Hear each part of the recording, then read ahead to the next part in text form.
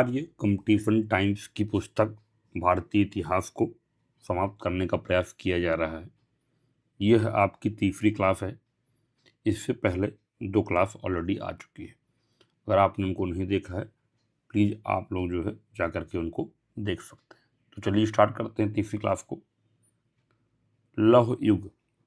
भारत में लौह का प्राचीनतम प्रमाण गंगा की सहायक काली नदी के किनारे स्थित अतरंजी खेड़ा एटा उत्तर प्रदेश से मिला है, जिसकी खोज 1861-62 ईस्वी में अलेक्जेंडर कनिंघम ने की तथा यहाँ खुदाई कार्य आरसी गौड़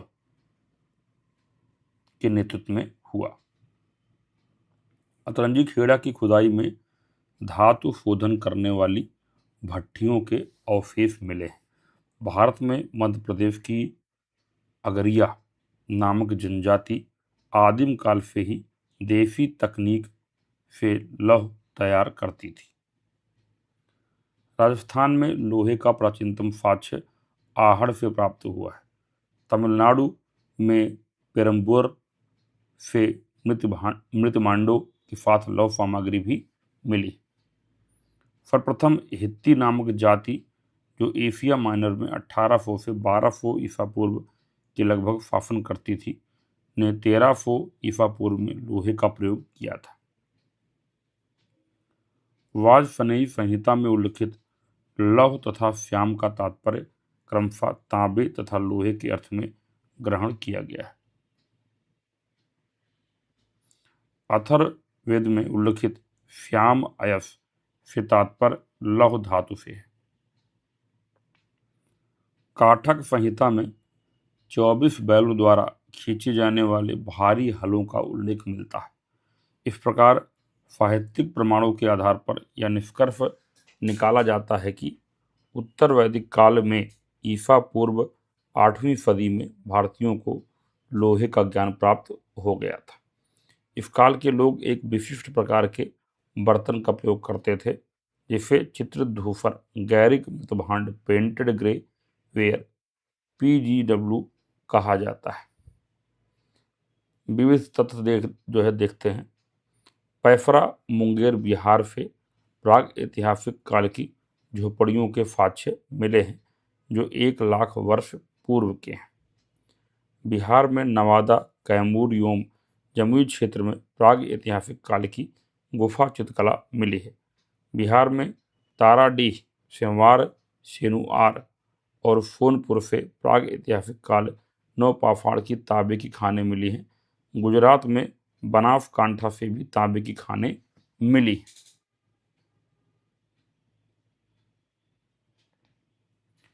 महापाषाण संस्कृत।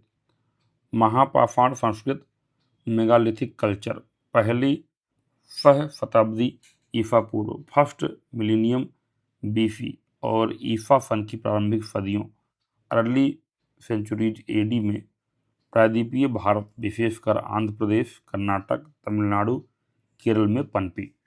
महापाषाण मेगालिथिक बड़े पत्थरों से बनी समाधि को कहते हैं। ग्रीक भाषा में मेगा का अर्थ विशाल और लिथो का अर्थ पत्थर होता है। दक्षिण भारत की बृहत पाषाणिक या महापाषाणिक कब्रों मेगालिथिक ग्रेव्स की खुदाई में लोहे के औजार प्रचुरता से मिले हैं, जो इस बात का द्योतक हैं कि दक्षिण भारत के लोगों को लोहे का ज्ञान 1000 ईसा पूर्व में हो गया था। दक्षिण भारत में पाषाण काल के बाद लौह काल आया, क्योंकि यहाँ नवपाषाण अवस्था ताम्र काल में परिवर्तित हो गई, जिसे नवपाषाण ताम्रपाषाण संस्कृति भी कहा जाता है। महापाषाण काल ताम्र कांस्य काल और लौह काल के बीच का संक्रांति काल था। महापाषाण काल के लोगों की कब्रों को ही महापाषाण मेगालिथ कहा जाता है। दक्षिण भारत में महापाषाण काल के लोग धान एवं रागी उगाते थे तथा काले एवं लाल भांडों का प्रयोग करते थे। यद्यपि यह संस्कृति भारत के पूर्वी, मध्य एवं उत्तर पश्चिम क्षेत्र में भी पाई जाती थी, लेकिन दक्षिण भारत में इसका विशेष महत्व है, जहां पाषाण युग के बाद इसका प्रारंभ हुआ।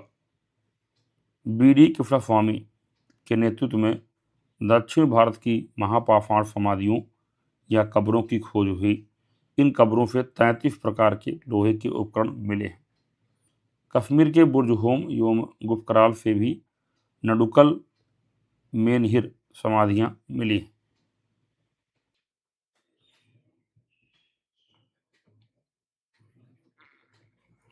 राजस्थान में महापाषाण संस्कृति के अवशेष अरावली पर्वतमाला से प्राप्त हुए हैं।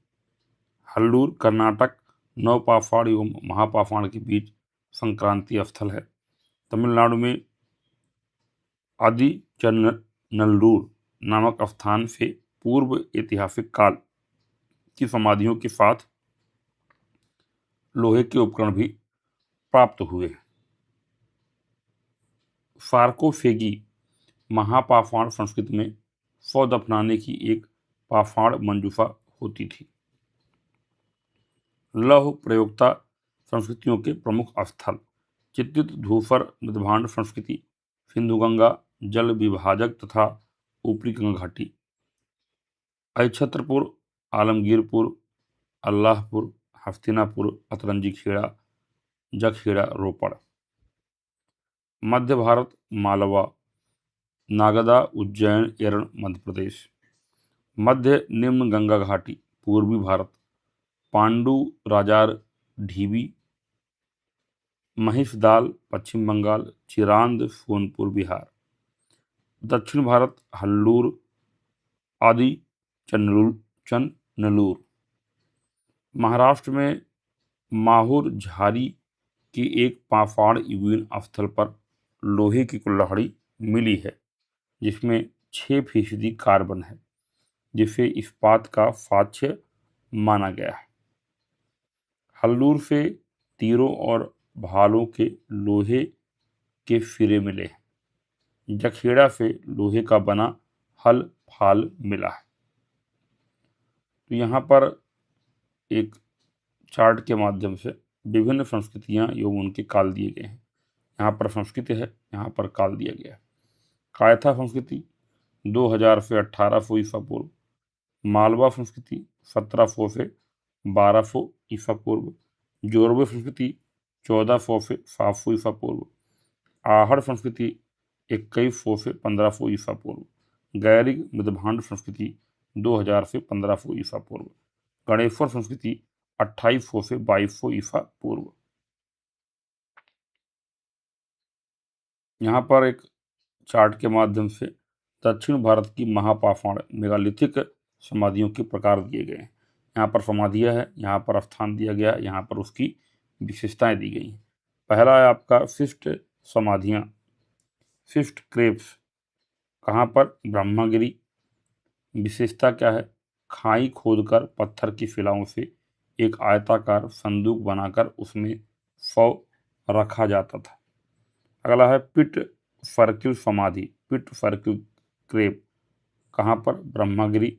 पत्थरों की सहायता से एक वृत्त बनाकर उसमें एक दूसरी खाई निर्मित कर उसमें शव को रखा जाता था। Cairn circle, Chingleput, Chennai. विशाल पत्थरों के टुकड़ों से निर्मित वृत्त में 100 अस्थि पात्र रखे जाते थे। डोलमेन स्थान चिंगलपुट। यह डोलमेन शिष्ट समाधि के समान ही होता था, किंतु संदूक पृथ्वी के अंदर ना होकर ऊपर होता था। Umbrella stone, Cochin, Kerala. वराकार भूखंड पर 4 पत्थर के पाए बनाकर ऊपर एक छतरी बनाई जाती थी। अगला है हुड स्टोन, कोचिन। इसमें छत्र के आकार का महापाषाण जमीन पर ही बनाया जाता था। कंदरा समाधि, कोचिन। आयताकार खाई में शव को दफनाया जाता था। मेनहिर समाधि, कोचिन। ग्रेनाइट के एकात्मक पत्थर मोनोलिथिक का प्रयोग होता था। अगला टॉपिक है आपका ताम्र पाषाण संस्कृतियां, चाल्कोलिथिक कल्चर्स। मानव द्वारा व्यवहार में लाई गई पहली धातु तांबा 5000 ईसा पूर्व थी।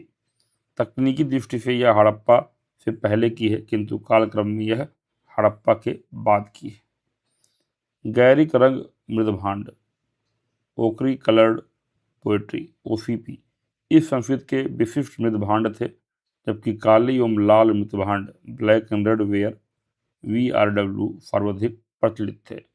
उत्तर प्रदेश का दोआब क्षेत्र ताम्र पाषाण संस्कृतियों का केंद्र कहलाता था।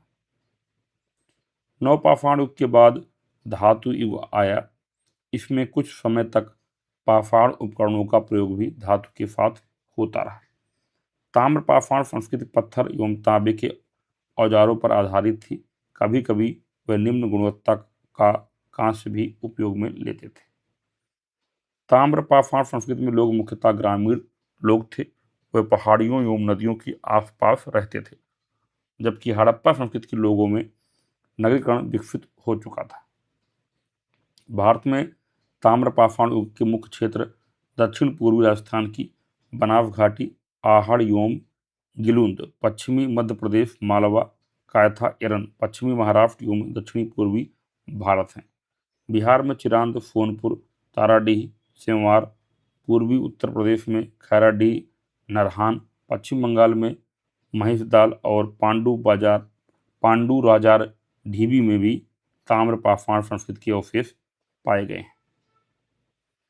गणेश्वर जोधपुरा संस्कृति 2800 से 2200 ईसा पूर्व। सीकर राजस्थान के नीम का थाना क्षेत्र में कांतली नदी के उद्गम स्थल पर गणेश्वर ताम्र पाषाण काल का महत्वपूर्ण केंद्र था। आरसी अग्रवाल के अनुसार यहाँ उत्खनन 1977 ईस्वी में किया गया। गणेश्वर ताम्रयुगीन सभ्यताओं की जननी है। गणेश्वर का काल 2800 ईसा पूर्व से 2200 ईसा पूर्व है तथा गणेश्वर प्राक हड़प्पा सभ्यता काल का केंद्र था। गणेश्वर से हड़प्पा सभ्यता को तांबे की आपूर्ति होती थी।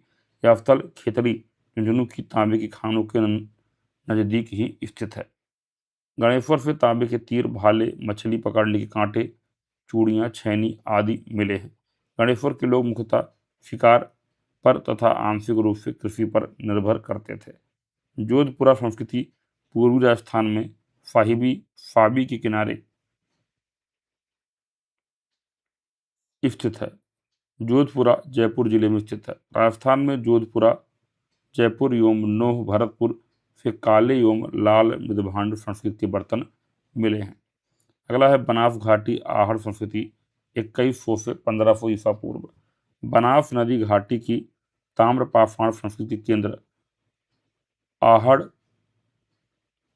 गिलुंद, मरमी एवं बालाथल थे। यह संपूर्ण सभ्यता बनास नदी घाटी में अवस्थित थी, इसलिए इसे बनास संस्कृति, बनास कल्चर भी कहा जाता है।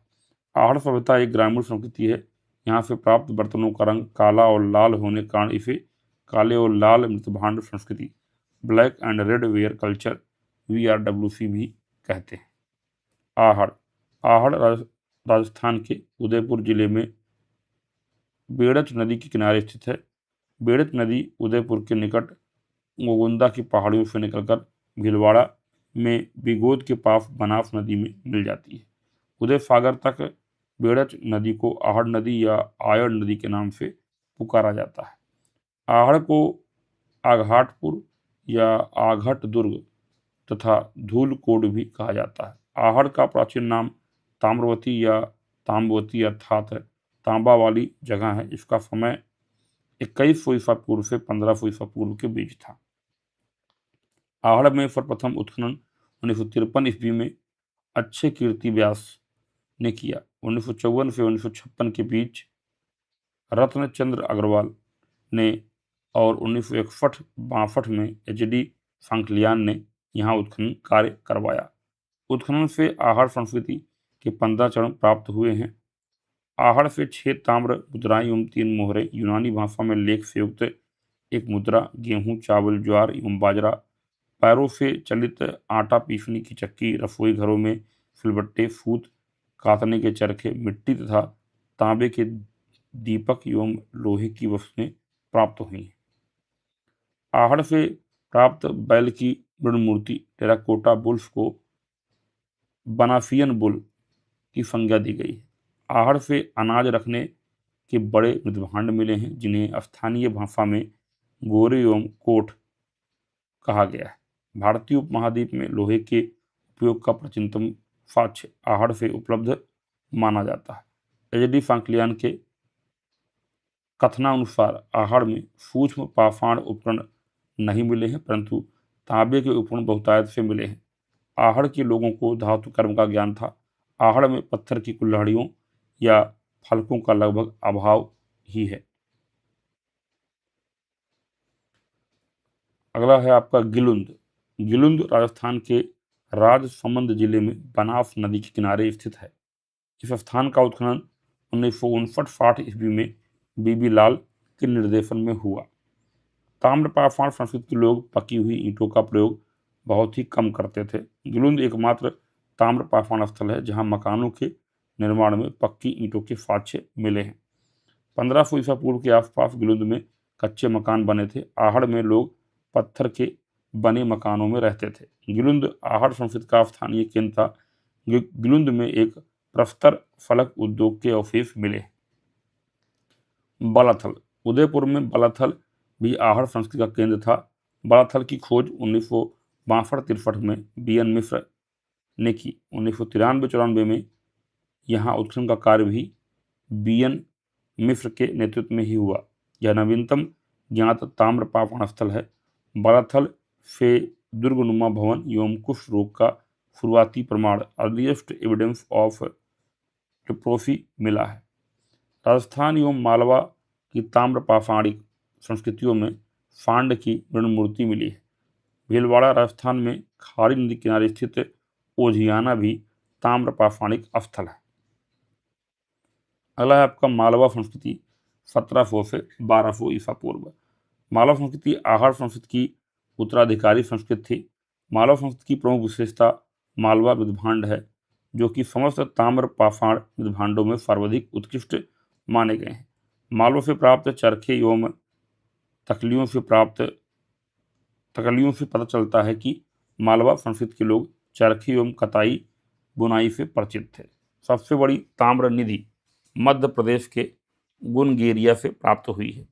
मालवा संस्कृति मालवा कल्चर मध्य भारत के मालवा क्षेत्र तथा महाराष्ट्र के दक्कन प्रायद्वीप के कुछ हिस्सों में मौजूद थी। मालवा क्षेत्र ताम्रपाषाण स्थलों से भरा पड़ा है। माहेश्वर, नागदा, एरण, कायथा, नौदा टोली, नारदी आदि इसके प्रमुख स्थल हैं। मालवा संस्कृति के बारे में विस्तृत जानकारी मध्य प्रदेश के खरगोन जिले के नौदा टोली एवं माहेश्वर पुरा स्थलों से होती है। नौदा टोली। नर्मदा नदी के तट पर स्थित नौदा टोली मालवा संस्कृति का प्रतिनिधि स्थल है। नौदा टोली का उत्खनन दक्कन कॉलेज पूना के प्रोफेसर एच डी फांकलियान ने किया। नौदा टोली भारतीय उपमहाद्वीप का सबसे विस्तृत उत्खनित ताम्र पाषाण युगीन ग्राम स्थल है। नौदा टोली से लगभग सभी प्रकार के अनाज मिले हैं। भारत के किसी अन्य स्थल से इतने सारे अनाज नहीं मिले। नौदा टोली की मुख्य अभिलक्षक विशेषता चित्रित काली एवं लाल मृदभांड हैं।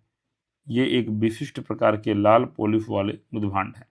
इन्हें काले रंग के चित्रों से सजाया गया है। इन्हें मालवा मृदभांड की संज्ञा दी गई है।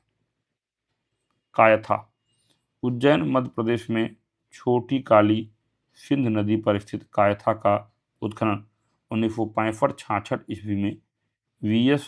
वाकनकर ने किया। मालवा संस्कृति का प्रमुख स्थल कायथा होने के कारण इसे कायथा संस्कृति, कायथा कल्चर भी कहा जाता है। कायथा में प्राक हड़प्पन तथा हड़प्पोत्तर संस्कृति का प्रभाव दिखाई देता है। कायथा प्राचीनतम ताम्र पाषाणिक संस्कृति है।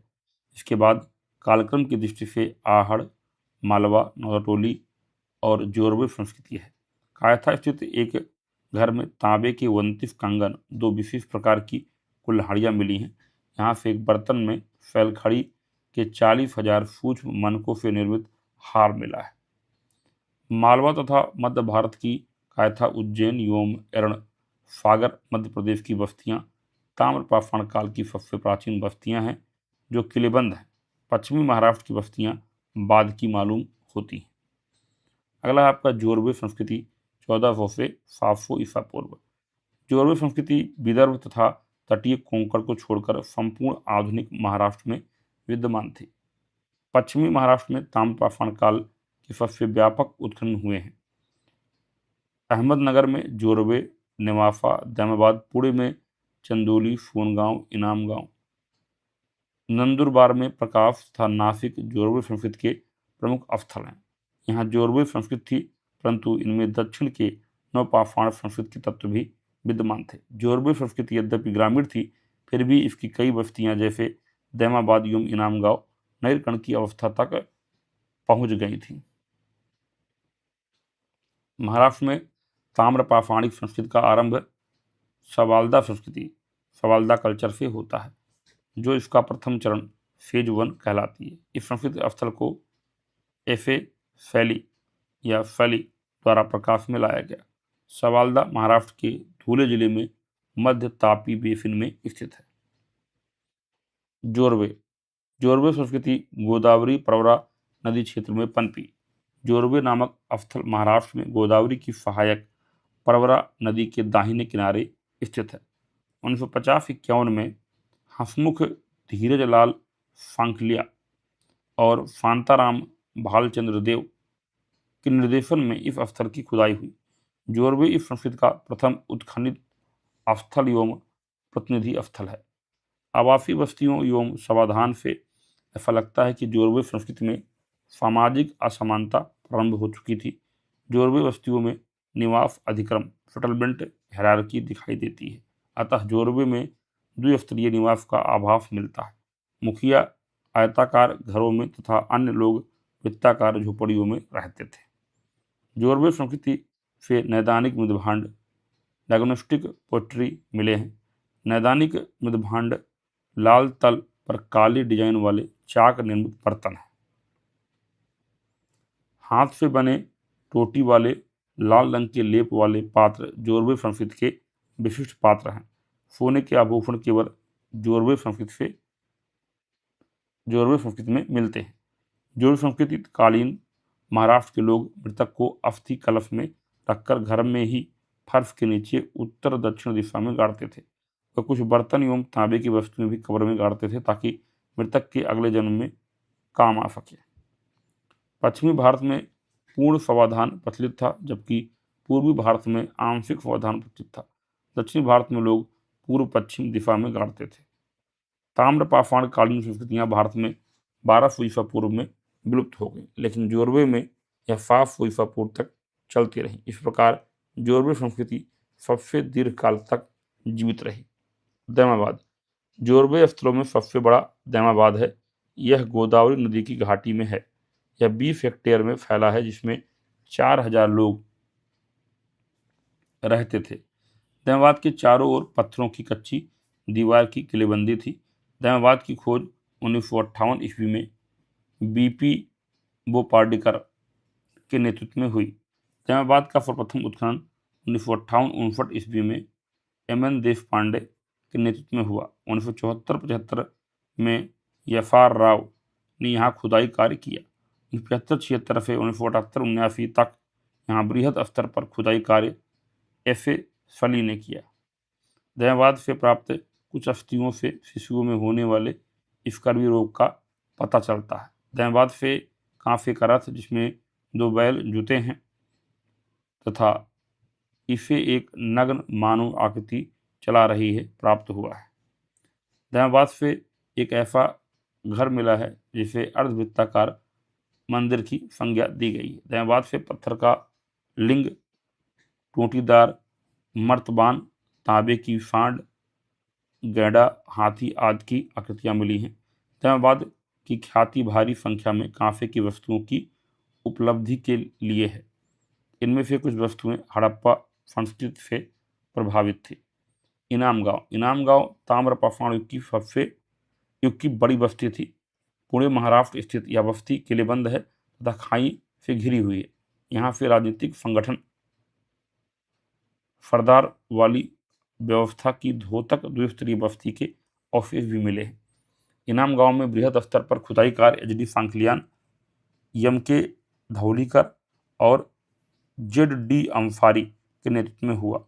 इनाम गांव से गोलाकार गड्ढे वाले घर, सर्कुलर पिट हाउस तथा भट्टी ओवन मिले हैं। इनाम गांव से मुखिया का मकान एवं अन्नागार भी मिला है। इनाम गांव से मिली माँ देवी की मूर्ति से ऐसा प्रतीत होता है कि ताम्र पाषाणिक लोग माँ देवी की पूजा करते थे। इनाम गांव में एक वयस्क आदमी मृत भांडों और कुछ तांबों के साथ दफनाया गया है। इनाम गांव से कुत्ते का मांस खाने के साक्ष्य मिले हैं। पुणे स्थित वाल्की इनाम गांव की सेटेलाइट बस्ती सेटलमेंट ऑफ इनाम गांव थी। वाल्की से प्राप्त साक्ष्य से लगता है कि हड्डी से बने फालों और बीज डालने के बर्मों का उपयोग किया जाता था।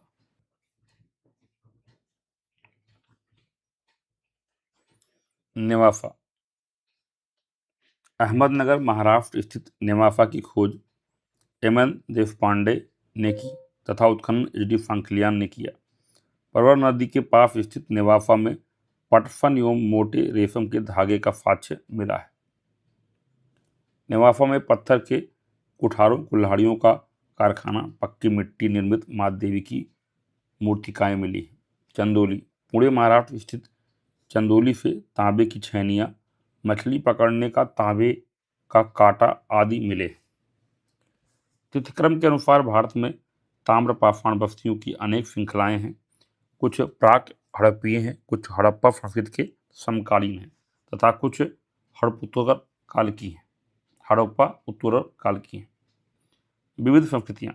नाल संस्कृति नाल कल्चर को 1925 ईस्वी में एच हारग्रीव्ज ने कलात पश्चिमी बलूचिस्तान पाकिस्तान में खोजा। 1929 में यहाँ उत्खनन कार्य हुआ। यहाँ से घर एक स्थानीय नदी से प्राप्त गोल पत्थरों या निकटवर्ती पहाड़ियों से काटे गए विशाल शिलाखंडों से बनाए जाते थे। यहाँ एक छोटी सी कच्छिका में, जो किनारों पर कच्ची ईंटें जोड़कर बनाई गई है, एक शिशु की समाधि मिली है। फेयर सर्विस के अनुसार नाल की बस्तियां जल संग्रहण और संरक्षण की एक कारगर प्रणाली का अनुसरण करती थी। कुल्ली संस्कृति 2500 से 2000 ईसा पूर्व। कुल्ली संस्कृति, कुल्ली कल्चर दक्षिणी बलूचिस्तान पाकिस्तान की एक प्राग ऐतिहासिक संस्कृति थी। इस संस्कृति का नामकरण ऑरेल स्टीन द्वारा खोजे गए एक पुरातात्विक स्थल के नाम पर किया गया। यह संस्कृति कुल्ली, मेही, निंदोवारी, नियाई बूथी और एडिथफर में उद्घाटित हुई। कुल्ली में अनेक कमरों वाले पत्थर के घर, प्रस्तर के 2 विशाल ईसाई शिल काले पत्थर के मनके प्राप्त हुए हैं। मेही से सौदाह के साक्ष्य मिले हैं। निंदोवारी में बस्ती के बीच सीढ़ीदार घरों का एक समूह मिला है। यहीं से माँ देवी की मृण मूर्तिकाएं एवं 2 सैंधव मोहरें भी मिली हैं। एडिथ फर में सीढ़ीदार चबूतरों की पूरी श्रृंखला देखने को मिलती है। फोथी संस्कृति फोथी कल्चर का उत्खनन 1952-53 ईस्वी में अमलानंद घोष के नेतृत्व में राजस्थान के घग्घर हकरा क्षेत्र में, विशेषकर बीकानेर में हुआ है। अमलानंद घोष फोथी संस्कृति के साक्ष्यों की सिंधु सभ्यता से समानता देखते हैं। घोष ने इसे सैंधव सभ्यता का ऊपरी स्तर बताया है। टी.पी. अग्रवाल और ऑलिचन भी यह मानते हैं कि फोथी संस्कृति सिंधु सभ्यता से पूर्व की अलग संस्कृति नहीं थी, बल्कि वह सिंधु सभ्यता का प्रारंभिक रूप थी। हिसार हरियाणा में स्थित सिफवाल गांव एक ताम्र पाषाणिक स्थल है। फोथी और सिफवाल संस्कृति संयुक्त रूप से फोथी सिफवाल कल्चर कहलाती है।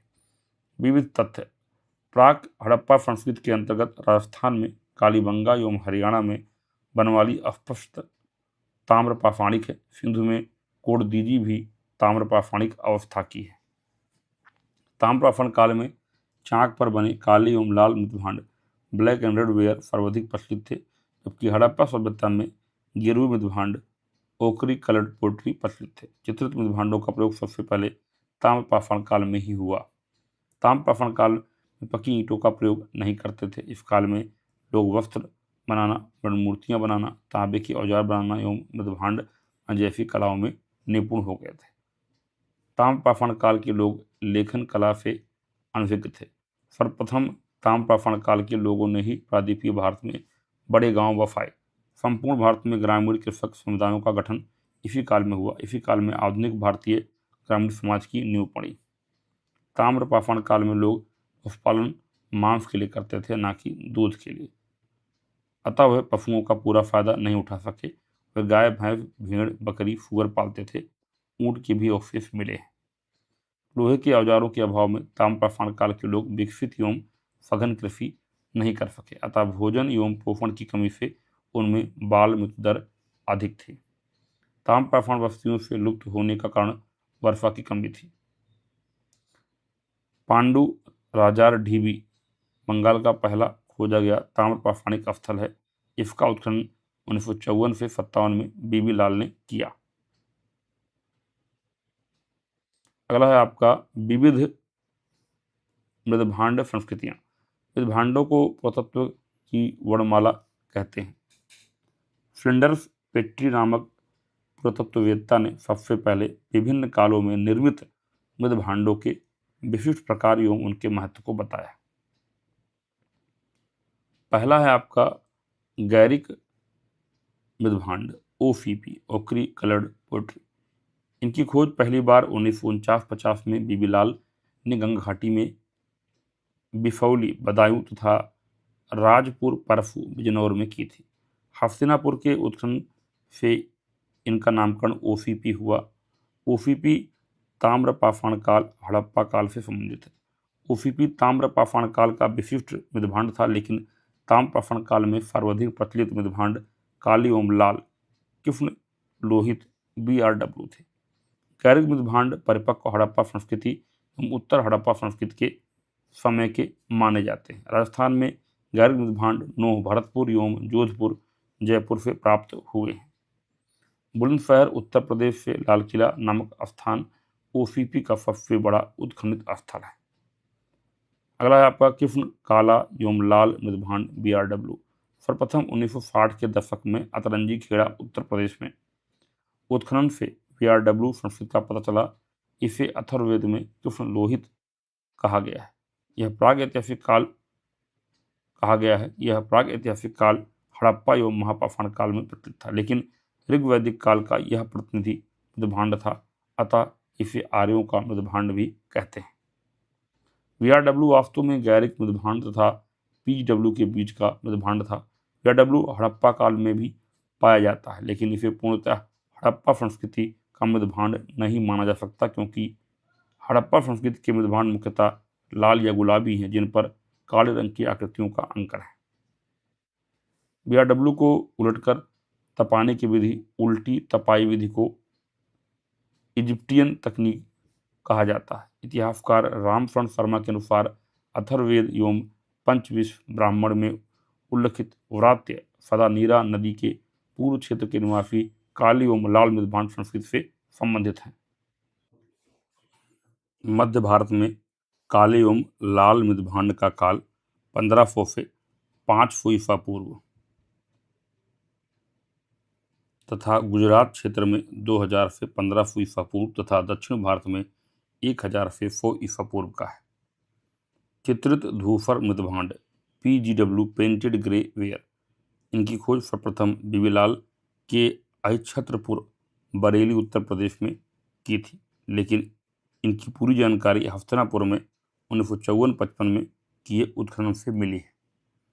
हस्तिनापुर गंगा यमुना में स्थित एक मात्र चित्रित धूसर संस्कृति का स्थल है, जहाँ से लौह उपकरण प्राप्त नहीं हुए हैं।